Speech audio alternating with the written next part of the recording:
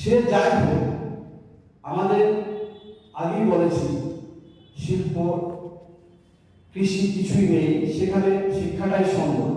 এই শিক্ষাটার একেবারে গঙ্গা প্রাপ্তি ঘটিয়ে আমাদের মেরুদণ্ডটা ভেঙে দিতে চাইছে এই ডবল ইঞ্জিনের চুমলা বিজেপি সরকার। আমরা গ্রামে গঞ্জে লক্ষ্য করছি ড্রপ আউট মানে পড়াশোনা 5-6 করে তারপর ছেড়ে দিচ্ছে।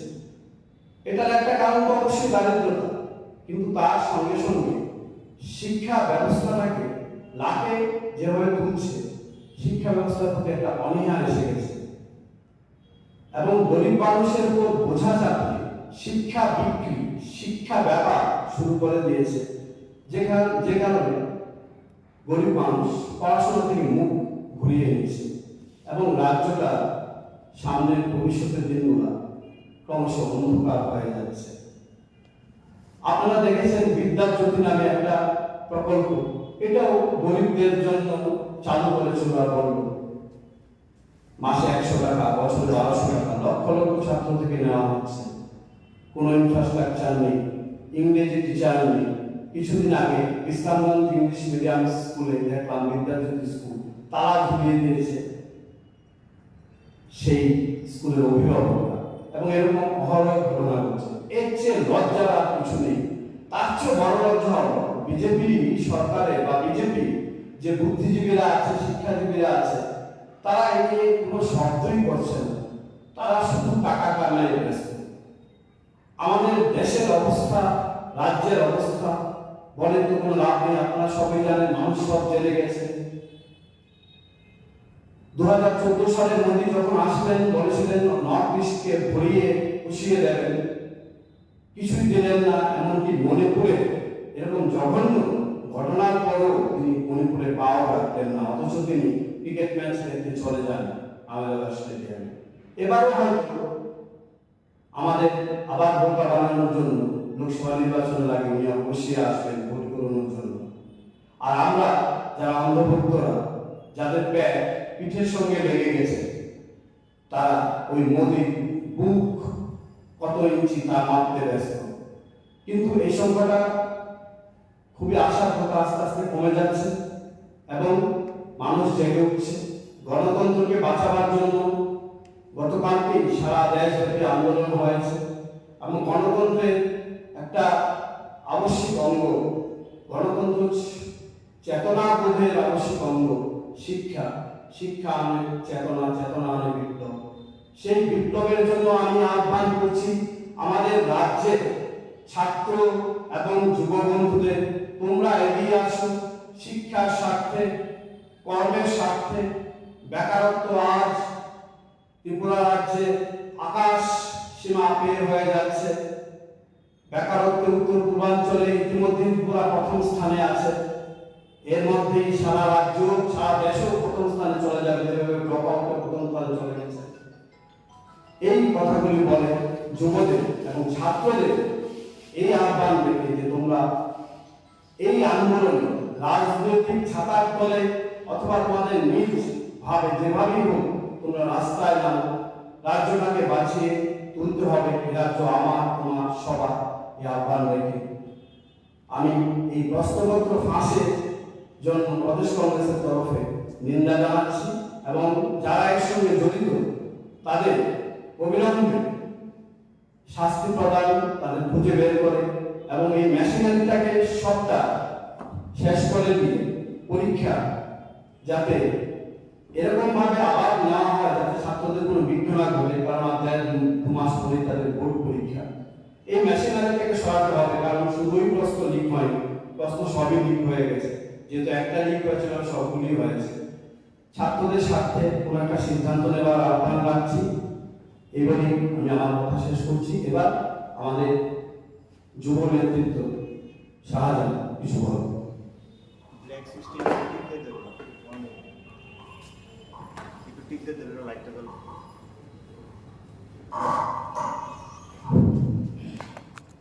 শুভ সন্ধ্যা।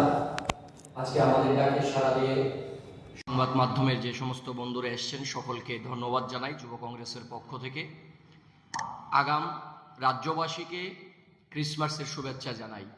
আজকে যে বিষয় নিয়ে আপনাদেরকে এখানে মূলত ডাকা, আপনারা নিশ্চয়ই অবগত আছেন, গত 2-3 দিন আগে আমাদের রাজ্যে যে প্রি বোর্ড মাধ্যমিক এবং উচ্চ মাধ্যমিকের পরীক্ষা হওয়ার কথা ছিল, তার আগেই আমাদের রাজ্যে ডবল ইঞ্জিনের সরকারের শাসনে পরীক্ষার প্রশ্নপত্র ফাঁস হয়ে যায়। আমরা বলি না যে এটা যে রাজ্যের সরকার বা রাজ্যের যিনি মুখ্যমন্ত্রী বা তিনি রাজ্যের শিক্ষা দপ্তরের দায়িত্বটা পালন করছেন, ওনারাই বলে দিয়েছেন রাজ্যের প্রশ্নপত্র ফাঁস করার জন্য। আমরা এই কথা বলি না, কিন্তু এদের শাসনে আমরা দেখতে পাচ্ছি এর আগেও বহুবার পরীক্ষার প্রশ্নপত্র ফাঁস হয়েছে। তাহলে যিনি রাজ্যের মুখ্যমন্ত্রী তিনি রাজ্যের শিক্ষা দপ্তরের দায়িত্ব পালন করছেন।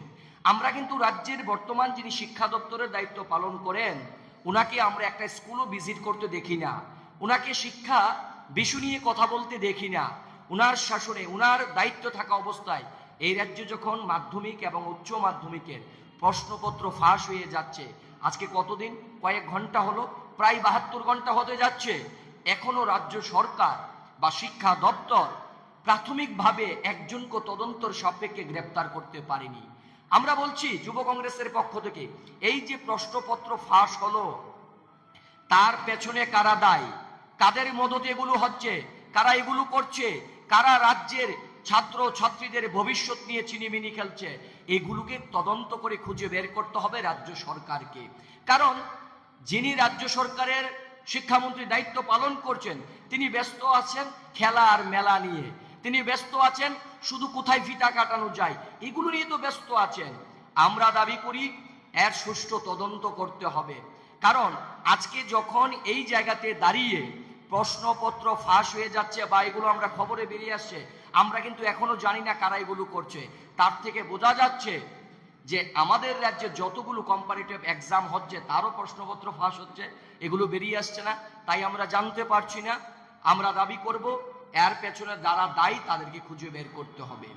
এবং এই যে রাজ্য সরকারের শাসনকালে গত 6 বছর ধরে আমাদের রাজ্যে ডবল ইঞ্জিনের সরকার, এদের শাসনকালে রাজ্যের শিক্ষা ব্যবস্থার পরিকাঠামো নেই বললেই চলে। প্রত্যেক দিন আমরা আপনাদের মাধ্যমে দেখি এই রাজ্যের কোনো না কোনো জায়গাতে কোথাও না কোথাও রাজ্যের ছাত্র ছাত্রীরা, অভিভাবকরা তারা রাস্তা অবরোধ করছেন, স্কুলে তালা ঝুলিয়ে দিচ্ছেন, একটাই কারণ, রাজ্যে শিক্ষক নেই স্কুলগুলোতে। আর যিনি আমার আগে যিনি বলছিলেন পার্থদা, যে গোটা ভারতবর্ষের মধ্যে যদি ভারতবর্ষের সর্বকালের সর্বশ্রেষ্ঠ ব্যর্থ শিক্ষামন্ত্রীর উপাধি দেওয়া হয় তার নাম রতন বাবু। কারণ তিনি যখন এই রাজ্যের শিক্ষা দপ্তরের দায়িত্ব পালন করেন এই রাজ্যের শিক্ষা ব্যবস্থাকে তিনি শ্মশানে নিয়ে গিয়েছেন। ওনার শাসনকালে এই যে আমাদের রাজ্যে আজকে যে প্রশ্নপত্র ফাঁস হলো মাত্র 100টি স্কুলকে বাদ দিয়ে, যেই 100টি স্কুল বিদ্যাজ্যোতি প্রকল্পের আওতায় নিয়ে আসা হলো, এবং বাকি স্কুলগুলোতে আগে আমাদের রাজ্যে ছিল না, প্রত্যেক স্কুল আলাদা আলাদা তার প্রি বোর্ডে প্রশ্ন করত। এই যে কেন্দ্রীয়ভাবে প্রশ্ন, আমরা মনে করি এর মধ্যে একটা অর্থের লেনদেন আছে। না হলে হঠাৎ করে রতনবাবু যখন শিক্ষামন্ত্রী তিনি বললেন যে গোটা রাজ্যের সমস্ত স্কুলের প্রি বোর্ডের যে পরীক্ষার প্রশ্নপত্র এক জায়গা থেকে করা হবে, নিশ্চয়ই তার পেছনে কোনো অর্থের লেনদেন আছে। এই যে প্রশ্নপত্র ফাঁস হলো এমনিতে তো ফাঁস হয়ে যায়নি, এই প্রশ্নপত্র ফাঁসের পেছনে আমরা মনে করি একটা অর্থের লেনদেন আছে, কারা তার সঙ্গে। এবং এই যে টিবিএসসি বোর্ড এই পরীক্ষার প্রশ্নপত্র ফাঁস হয়ে যাওয়ার পর একটা প্রশ্নপত্র ফাঁস হয়েছে বাংলা, কিন্তু আজকে সংবাদ মাধ্যমে দেখলাম আরো নাকি বাকি পরীক্ষার যে প্রশ্নপত্র সেগুলোও নাকি স্টুডেন্টের কাছে, ছাত্রছাত্রীদের কাছে চলে গিয়েছে। তাই ত্রিপুরার মধ্যশিক্ষা পর্ষদ তড়িঘড়ি সিদ্ধান্ত করলেন, পরীক্ষা স্থগিত করলেন। আমরা বলছি স্থগিতটাই একটা সমস্যার সমাধান নয়, এই সমস্ত পরীক্ষা বাতিল করতে হবে। এবং যেহেতু ছাত্র ছাত্রীদের কাছে সময় খুব কম, আগামী 1.5-2 মাসের মধ্যেই তাদের বোর্ড এক্সাম ফাইনালে তারা বসবেন, সেই জায়গাতে যাতে ছাত্র ছাত্রীরা মানসিকভাবে তাদের অসুবিধা না হয়, রাজ্যের মধ্যশিক্ষা পর্ষদ একটা তাদের পুনরায় পরীক্ষায় সুন্দরভাবে তারা যাতে পরীক্ষা দিয়ে উত্তীর্ণ হতে পারে এবং তাদের মধ্যে যাতে কোনো মানসিক চাপ না থাকে তার লক্ষ্য রাজ্য সরকার এবং মধ্যশিক্ষা পর্ষদে রাখতে হবে।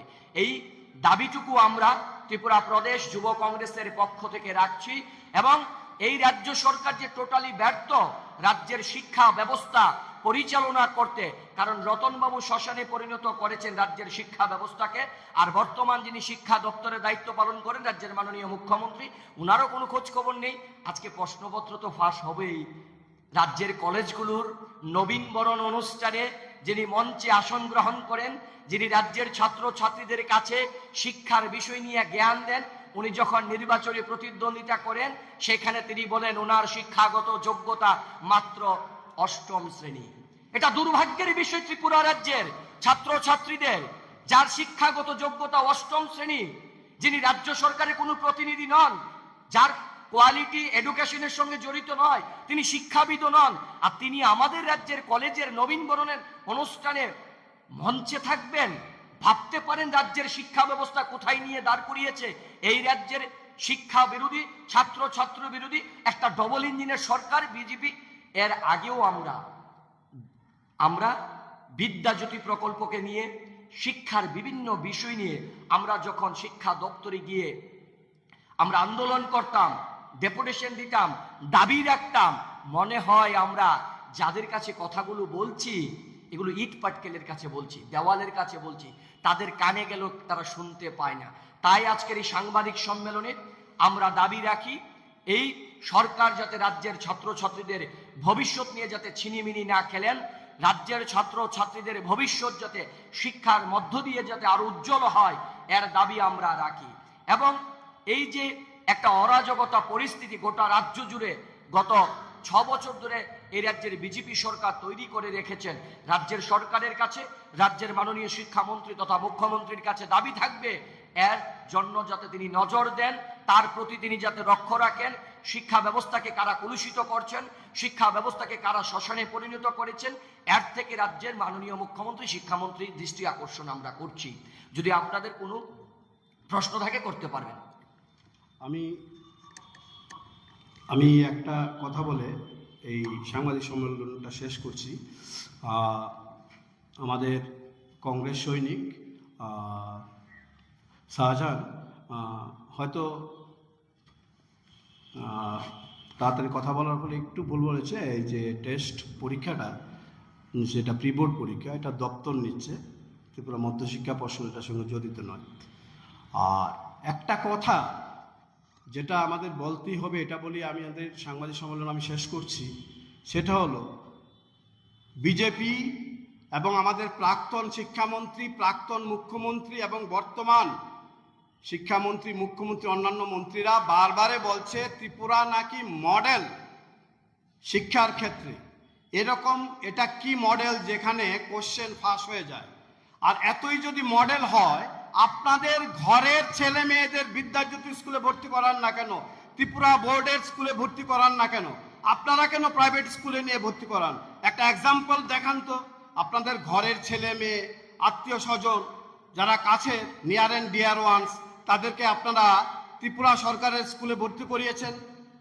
আপনাদের নিজেদেরই এইসব স্কুলে কোনো বিশ্বাস নেই, আর গরিব ঘরের ছেলে মেয়েরা যারা আপনাদের বিশ্বাস করছে তাদের সঙ্গে বিশ্বাসঘাতকতা করছেন। এটা আমরা চলতে দেব না। এবং মানুষের স্বার্থে, ছাত্র যুবদের স্বার্থে, শিক্ষার স্বার্থে, শিক্ষা আনে চেতনা, সেই চেতনাকে জাগ্রত করে সারা রাজ্যব্যাপী আমরা এই আন্দোলন গড়ে তুলব। শিক্ষাকে ধ্বংস করার বিরুদ্ধে, শিক্ষার গঙ্গা প্রাপ্তি যাতে আটকানো যায়, সেটা যেভাবেই হোক গণতান্ত্রিক পথে আমরা বিশাল আন্দোলনে নামব। এ বললেই এই সাংবাদিক সম্মেলন শেষ করছি। যে বিষয়টা একটা বলার ছিল, আমরা আজকে সাংবাদিক সম্মেলন এগুলো তো দাবি করছি, তার পাশাপাশি আমরা আগামী 2 দিন বাদ, যেহেতু আমাদের রাজ্যে একটা উৎসব ক্রিসমাস, তারপরেই আমরা এই যে প্রশ্নপত্র ফাঁস হয়েছে এটাকে নিয়ে আমরা রাজ্যব্যাপী আমরা একটা বৃহত্তর আন্দোলনে যাচ্ছি। রাজ্য সরকারকে আমরা আজকের এই সাংবাদিক সম্মেলনের মধ্য দিয়ে রাজ্যের মুখ্যমন্ত্রী, শিক্ষামন্ত্রী দৃষ্টি আকর্ষণ করছি, এখনো পর্যন্ত যাতে কোনো কাউকে গ্রেপ্তার করতে পারেনি রাজ্য সরকার, তার তদন্ত করে যাতে তাড়াতাড়ি তদন্তের সাপেক্ষে গ্রেপ্তার করা হয় কারা এর পেছনে জড়িত। এবং আমরা এই দাবিগুলো রাখছি, অতি সত্বরই আমরা আন্দোলনে যাচ্ছি। একদিকে স্কুলগুলি শূন্য বলছেন আপনারা শিক্ষক। দ্বিতীয় পর্যায়ে দেখা গেছে যে আগামী দিন ছাত্রছাত্রীদের ভবিষ্যৎ কী হতে পারে এবং প্রশ্নপত্র সার্বিক বিবেচনা নিয়ে ছাত্রদের ভবিষ্যৎ কী হতে পারে এবং বিভিন্ন জনজাতি এলাকায় তারা বিভিন্ন ক্ষেত্রে অভিযোগ করছে তাদের স্কুলগুলিতে একজন শিক্ষক দিয়ে স্কুল চালাচ্ছে, কিন্তু আগামী দিন এমন পরিস্থিতি থাকে কী হবে রাজ্যের ভবিষ্যৎ?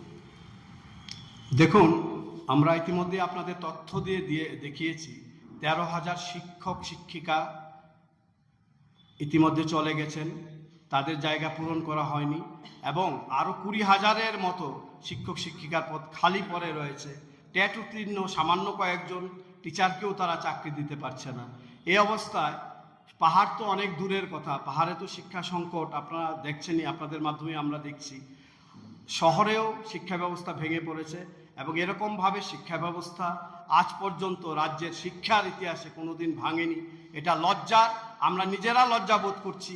বিজেপি তাদের সেই টাকা কামাইয়ের জন্য টাকা কামাইয়ে ব্যস্ত, তাই তারা হয়তো আমাদের এই আন্দোলনগুলো, শিক্ষা নিয়ে কথাবার্তাগুলা তাদের গায়ে লাগছে না, কিন্তু শীঘ্রই গায়ে লাগবে। আমাদের যুব নেতৃত্ব শাহজাহান ইতিমধ্যে আপনাদের জানিয়েছে, শীঘ্রই আমরা বিশাল আন্দোলনে যাচ্ছি এবং শিক্ষাকে আমরা যেভাবেই হোক এই সংকট থেকে তুলে আনবো, এটা আজকে আমাদের সাংবাদিক সম্মেলনে ঘোষণা করছি।